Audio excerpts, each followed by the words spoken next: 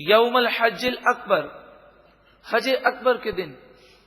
یہاں حج اکبر سے مراد حج ہے، کیونکہ اس زمانے میں عمرے کو حج اصغر کہتے تھے. عمرے کو حج اصغر اور حج کو حج اکبر کہتے تھے.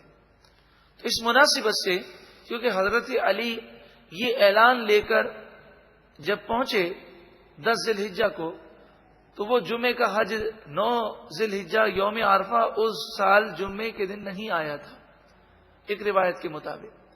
پھر بھی اس حج کو حج اکبر کہا گیا. تو پتہ چلا کہ اس زمانے میں یہ رواج تھا کہ عمرے کو حج اصغر کہتے اور حج کو حج اکبر کہتے.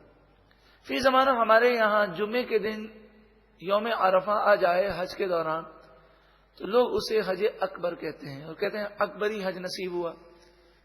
اس کے بارے میں شرعی حکم یہ ہے کہ جمعے کے دن جو حج ہوتا ہے اس کی فضیلت تو اپنی جگہ بہت بلند و بالا ہے کہ جمعے کے دن جو کام کیا جائے اس پر 70 گنا زیادہ ثواب ملتا ہے. تو جمعے کے دن گویا کہ حج کرنا 70 حج کے برابر ہوا.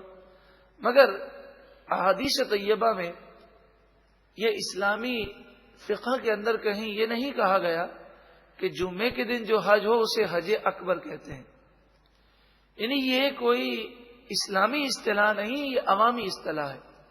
اور اسے حج اکبر اس مناسبت سے کہتے ہیں کہ جمعے کے دن حج آ جائے تو ثواب زیادہ ملتا ہے، لیکن 70 گنا ثواب جمعے کے دن حج کا اسی کو ملے گا جس کا حج مقبول ہوگا. اگر جمعے کے دن حج کرنا نصیب ہو جائے تو وہ اس پر کسی فخر کا اظہار نہ کرے، بلکہ یہ دعا کرے کہ پروردگار تو ہمارے حج کو قبول فرما.